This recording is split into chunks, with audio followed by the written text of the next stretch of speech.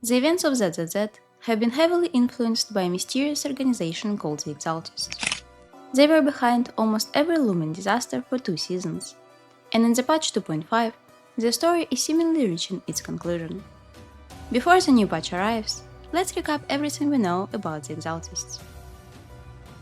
The Exaltists are a group of fanatics that believe evolving into coexisting with Hollows is the key to humanity's future and prosperity.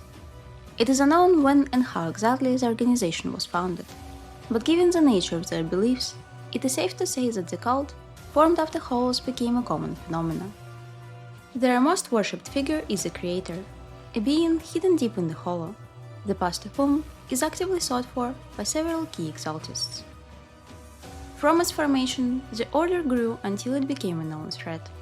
Third generation head of Hashimi family, the Swordmaster, took out Overseer at that time, and alongside achievements of other first-ever Void Hunters, that led to the formation of City of Eridu. During the Eridu era, the figure called Hollow Hero had emerged. Police Inspector Justin Bringer went into the Hollow for a rescue mission, but despite giving away his protective equipment, miraculously made it back out without any injuries. His colleagues noted that after the incident, Bringer suffered a change of personality, shifting his focus from protecting civilians to climbing up ranks, and started having memory issues. Since the foundation of Eridu, 8 generations of Hashimi's family have changed, and we are arriving at the event that happened 11 years before the game's start, the fall of the old capital. The Exaltists have been unusually busy right before the disaster. A Defense Force soldier under nickname Spacebar, on his way to work notices a weirdly dressed group of civilians, rallying on about their resolute pace and becoming refined. At least 3 days later, a large sum of money had suddenly disappeared from accounts of the construction company called Billabong, and its president Horst Billabong went missing. Before leaving home, he was heard on the phone, asking unknown caller, what exactly is in there? That night, the last construction zone that the company was working on under Horst's presidency, Pioneer Memorial Plaza, got swallowed by a hollow, alongside first smart construction machine, the prototype. As for the Horst himself, he attempted to use the monument at the plaza to steal something that the Exaltists were interested in, and that we would have to uncover years later. At the same time, educational institution founded by one of the original Void Hunters, Higlis Academy, was attacked by armed groups, Ethereals, and a giant white hand that abducted Carol Arna, Belen Wise's teacher. That was the night the old capital fell. Picking up remaining pieces of civilization, survivors built New Eridu, a city balancing on the edge of Hollows.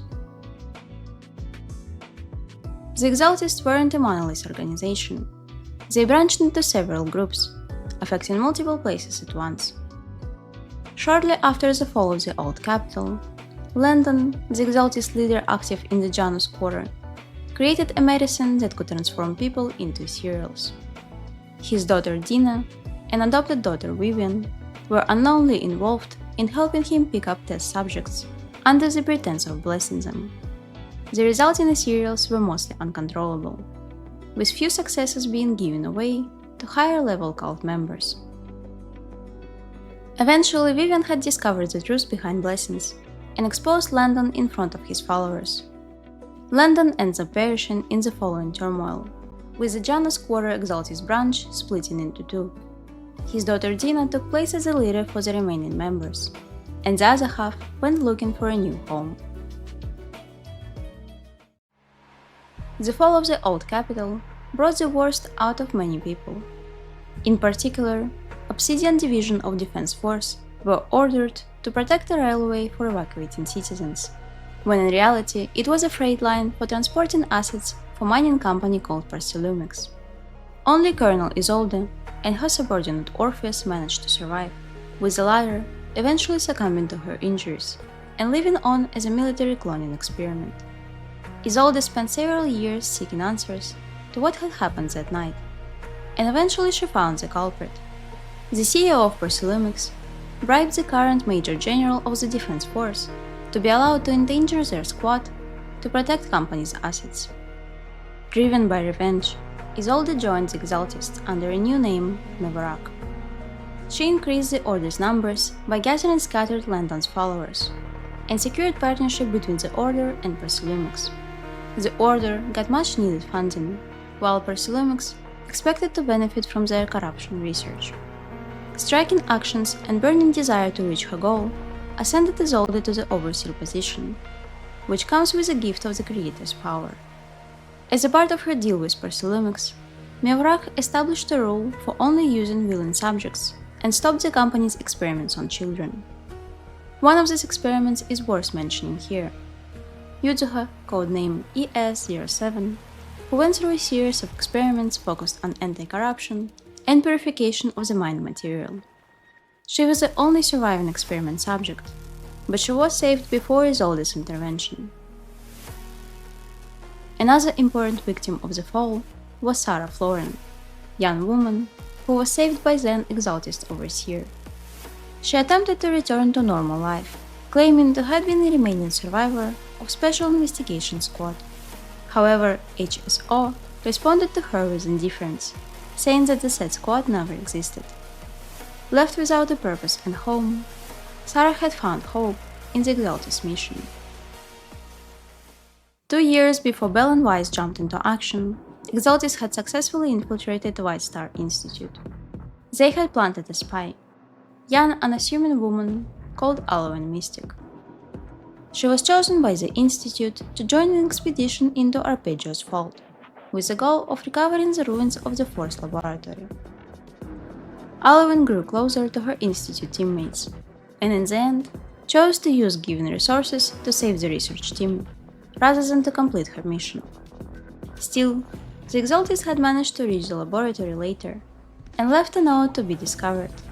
May the Creator lead to fulfill the lifelong wish. White Star Institute became their target for a reason.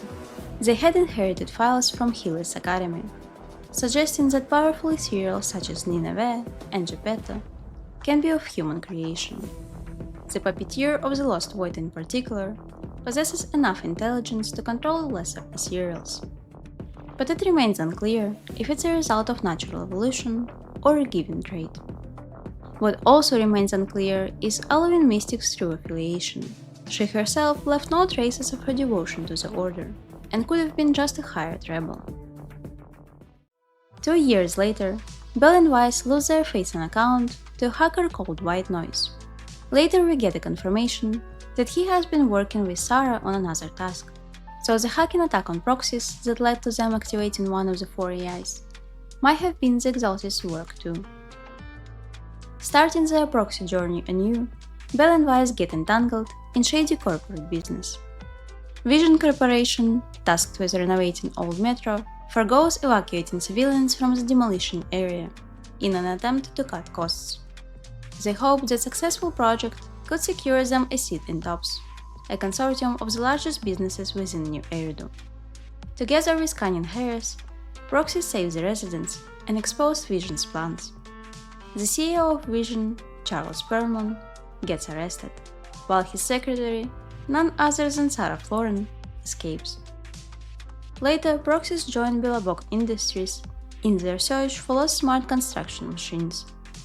The search leads them back to the Pioneer Memorial Plaza, where they find the prototype propping up Monument's pillar. After the prototype is moved, a human-like figure emerges from the monument and absorbs smart construction machines, putting up a formidable fight as Corruption Complex. The prototype's black box reveals that the figure is called the Sacrifice, but the proper investigation into its nature is just starting. The story of finding first known to us Sacrifice mirrors the story of looking for lost smart construction prototype, and it's probably not a coincidence. The Sacrifice found under the monument might have been Exaltist's own prototype, first intelligent ethereal human hybrid. Maybe the night the old capital fell, it was meant to be used to spread the disaster too. Police investigation into the Sacrifice gets taken over by Bringer, who purposefully downplays the importance of the discovery. While awaiting trial, Perlman threatens Sarah to expose that she has been using the funds for the Metro Demolition project to research the Pioneer Memorial Plaza, right before Billabok's intervention.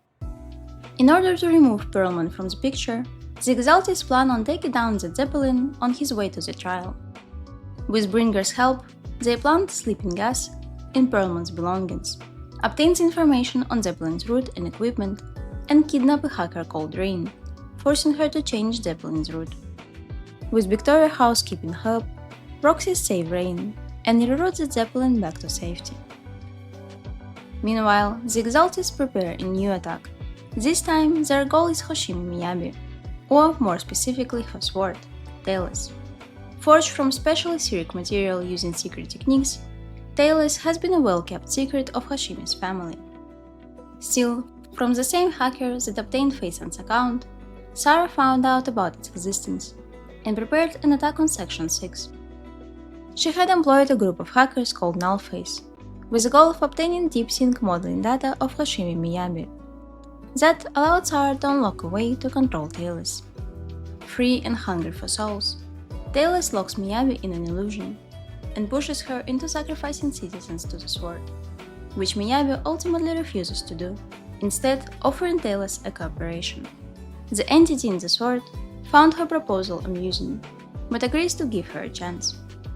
The connection between Sarah and Bringer is discovered, and the latter attempts to run away, but gets caught.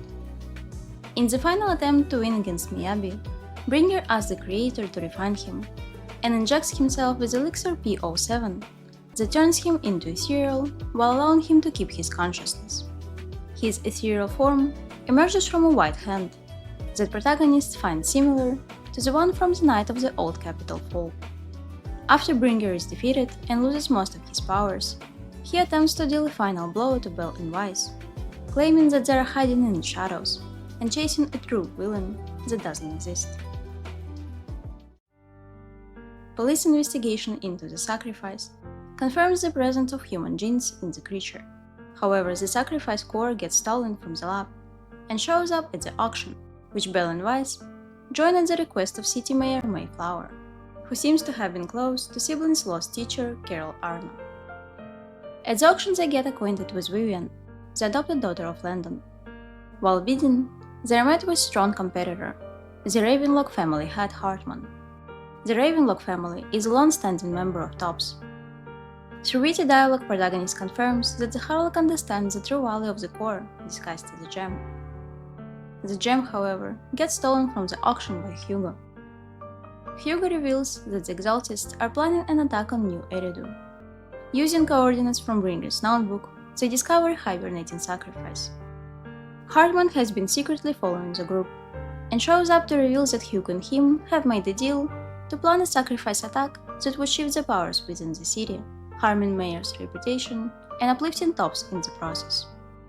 In the ensuing fight, protagonist group manages to escape, but at the cost of losing the core to Hartman. Thanks to Mayor's help, the group learns that Hartman intends to sell it to Dina, current head of Janus Quarter Exaltist branch. After Landon's death, Dina continued his research, coming up with a substance capable of mind control.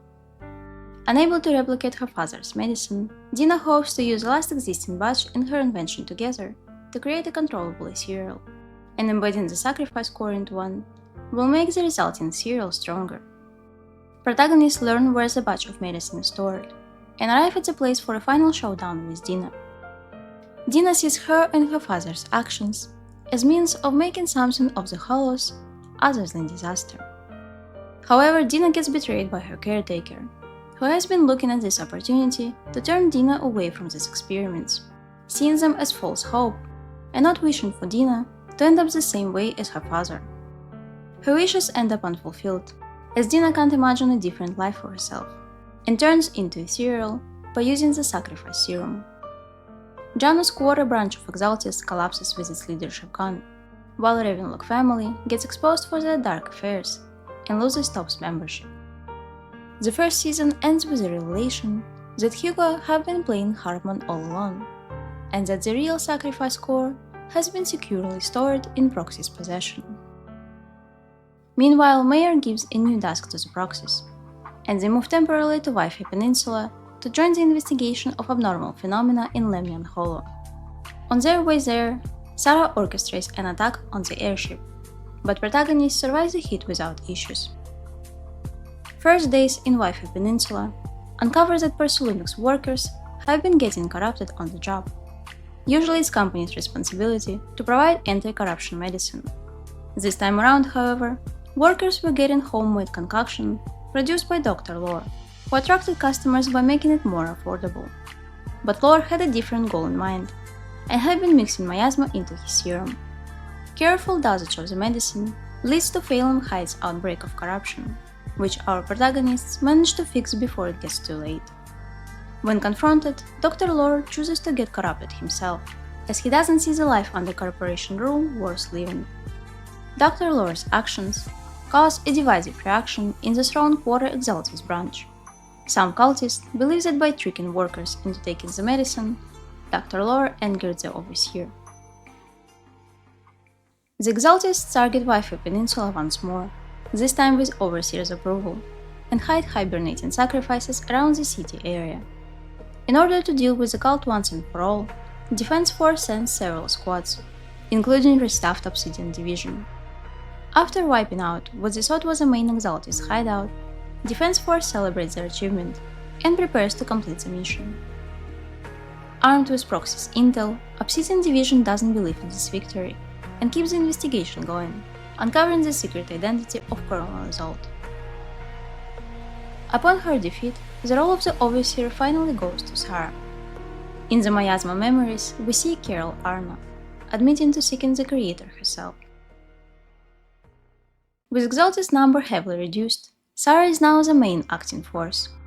She lures at Harry in with a job opportunity, but instead traps her in the Town of Dreams, which is run by Miasma clones called Drowned Ideals. Sarah plans to use Harry's replication powers to channel the energy to open the door leading to the Creator. But the protagonists manage to free both Harry and people trapped in the dreams, so Sarah has to find a different way. Using Overseer's powers, she reverts the remaining sacrifices and orders the search for an ancient array needed to channel miasma. Protagonists find an ancient tome mentioning the array, but it turns out to be a trick designed by Sarah to lure the group closer. Sarah manipulates Banue into using his power to activate the array and channel miasma energy to open the path to the Creator. The story of Patch 2.4 ends with Sarah merging with the Creator. Just like with the Exaltists attempting to use the power of Tailus for their goals, the Thin Min Sword seems to be the Creator's next goal. The nature of the Creator and the power behind the sword do seem suspiciously intertwined when you notice similar design nodes used for Isolde, the Creator, and Yeshun 1. Speaking of coincidence, number 7 shows up in the story way too many times. There are 7 big hollows threatening New Eridu, 7 original Void Hunters. The elixir used by Bringer and Yuzuha's code name are also 7. Is it just a convenient number or deliberate likeness? Should we expect 7 special conscious swords capable of protecting New Eridu? One last coincidence that I would like to point out is memory issues that both Bringer and Yeshun-Kwan have. It could be just a coincidence as well, especially since their amnesia serves different purposes in the story.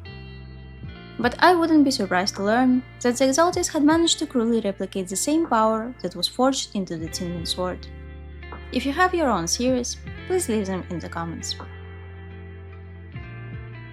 Thank you so much for watching, and I hope that you're looking forward to the story possibly finding its conclusion in the next patch.